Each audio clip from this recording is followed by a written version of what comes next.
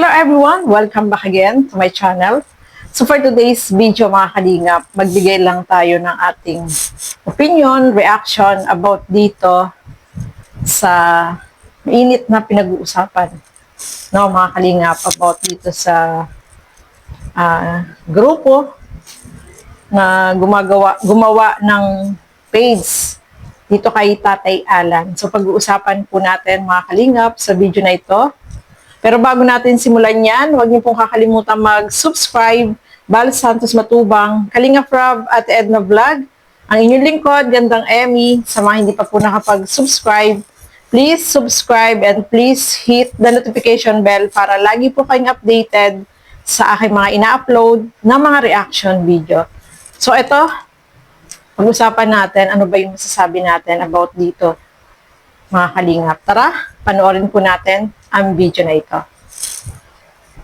Gandang Emmy ang boses ng damdamin, tulong at kalingap ang laging unahin. So ito nga, no, mga kalingap, pag-usapan natin itong naging live namin kagabi. Doon na topic namin about dito sa page na ginawa dito sa page ni Tatay Alan. So, ang sabi nila doon is, ano lang yun, good vibes. At joke-joke lang daw. Diba? Kagabi na, ano namin yan, na topic namin yan, mga kalingap. So, syempre, ito, no, alamin namin kung ano ba yung katotohanan about dito. Kasi, pagdating sa mga grupo, ano naman tayo, dapat alam natin ano ba yung layunin nila, ano ba itong grupo na to, ito ba ay nagpaalam kay Kuya Bal? Alam ba ito ni Kuya Bal? Ano yung kanilang mission? Ano yung gusto nilang... Dapat maglatag sila ng plataforma kung ano ang layunin ng grupo na to, no, mga kalingap. Siyempre, nakita namin, no? At nagtanong kami kay Kuya Bal, ano ba to? Legit ba to? Nagsabi na ba ito sila sa nagagawa ng ganitong, grupo or page, no, mga kalingap. Siyempre, ang ginagamit kasi nilang front doon, itong si Tatay Alan. Siyempre, napag-usapan namin doon kung ano yung magiging kahinat nga, no, mga kalingap. Kasi, hindi naman marunong maghawak ng cellphone. Itong si Tatay Alan, marunong ba siya mag-upload ng mga kung ano-ano mang video na i-upload? At ang sabi nila doon is, ito daw ay good vibes at yung mga daily activities na ginagawa ni Tatay Alan ang i-upload doon. So, ibig sabihin, may connect sila doon kay, kay Tatay Alan. Nakipag-connect sila doon, no, mga kalingap. So, yun nga, iniiwasan ng lahat. Bawal po yun, no, na mag-direct contact ang mga sponsor sa, sa beneficiary o dun sa magulang ng beneficiary. Bawal yun, no, mga kalingap. So, eto, no, may ipinost dito si Kuya Bal sa kanyang Facebook, no, eto, pupost lang po yan kanina, 1 hour ago. Sabi niya dito, walang pinahihintulutan ang kalingap na may direkta ang mga sponsor sa beneficiary at mahilig kayong mangwakwak. So, ayan po yun, no? Pupost lang yan ni Kuya Bal 1 hour ago, nakalipas. No?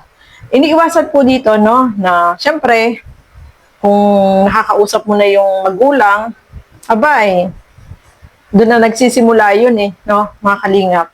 Kumbaga, yun ang way nila para mahawakan nila yung beneficiary o yung magulang. Siyempre, kung ka-close na nila, abay, sunod-sunuran na yan sa kanila, no, mga kalingap.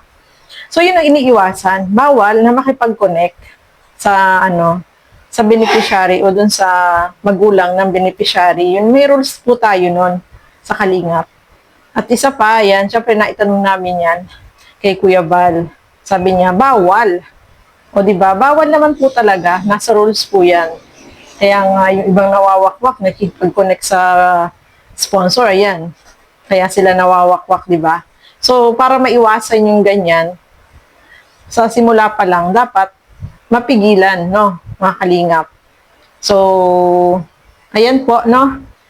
At ang ano pa dito, kanina sa live ni Teacher N, ang sinasabi ng iba, wala na naman daw rules ang kalingap. Paano nawala ng rules ang kalingap? Kung nasabi man yun ni Kuya Val dati, no, mga kalingap, nung kasagsagan yun, nung kay TQ, yun. At saka, ang karaba, nandiyan pa rin po, no, hindi kami umaalis sa kalingap, ang karaba. At nire-recognize pa rin niya ni Kuya Val. Kung napapansin nyo, kapag nagla-live itong si Kuya Val, lagi niya sinasabi, pag yung alas 9 na, oy, magla-live na ang karaba, anong oras na? So, ibig sabihin, nire-recognize pa rin niya ang karaba, di ba? Nandiyan pa rin po ang karaba. At nandyan pa rin kami para maging strict. Strict talaga naman kami sa sa rules na pinapatupad. Lagi kaming nag-o-observe, no, mga kalingap, kung sino yung mga nagba-violate ng rules. Yun po yung namin sa sa Karaba na kapag alam namin na nagba-violate kayo, isisitahin namin kayo, di ba? Kasi may rules tayong sinusunod eh. Nandito tayo sa kalingap, kung walang rules, kung wala na palang rules, pwede na natin gawin kung ano yung gusto natin gawin. So, dito sa kalingap, may rules pa rin po tayo na sinusunod. Kung nasabi man ni Kuya Val dati na wala ng reactor, kasi nung time na yun, ayaw niyang yung mga reactor ay mapasama o maapektuhan dito sa kanila, no? Di ba, nangyari po yung patulpo. So, ayaw lang ni Kuya Val na yung mga reactor ay maapektuhan. Kaya sabi niya, pansamantala, wala mo ng reactor. Pero never naman po kaming umalis, no? Sinusunod pa rin namin kung ano yung rules na nandiyan sa kalingap. Kaya, sa mga nagsasabi na wala na daw rules, nandyan pa rin po ang rules ng kalingap. At sa nagsasabi din po, no, mga kalingap, na wala na daw karaba, never po na umalis ang karaba. No, kahit na nag-announce dati si Kuya Val na pansamantala wala mo ng reactor, noon yun. Pero never po kaming umalis. Hindi po kami umaalis, no? Kung maalala nyo, mga kalingap, si Kalingap Rob ay nagpasalamat sa mga nag-defend sa kanila, nung kasagsagan na talagang grabe ang nun, di ba? So, kahit sabihin na walang reactor, nandyan pa rin po kami. No? Ang karaba ay nandyan pa rin po. Hindi po mawawala ang karaba. No? Mga kalingap. At ang rules ay nandyan pa rin. Sumusunod tayo sa 24 hours. Sumusunod tayo sa 32 hours. Sa 42 hours na mag-reaction doon sa mga viral. Di ba? Sinusunod pa rin po natin yan.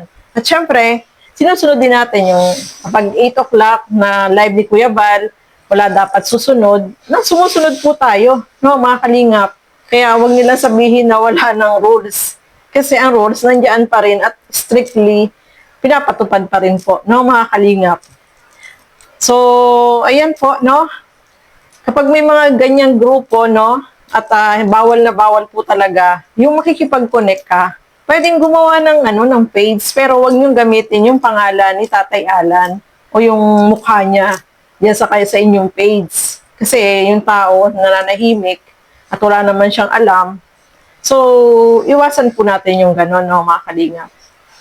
So, nabalitaan ko din na yung page na yon ay parang post muna. Parang nakita ko doon na pinost. Nag-signing off sila, no, mga kalingap. Kasi, alam naman po nila, bawal talaga. Sabi nga ni Kuya Val, bawal yan. Bawal makipag-ugnayan ang mga sponsor sa mga beneficiary or sa magulang ng beneficiary. Bawal po yun. Sundin po natin, no? Huwag tayong mag-break ng rule.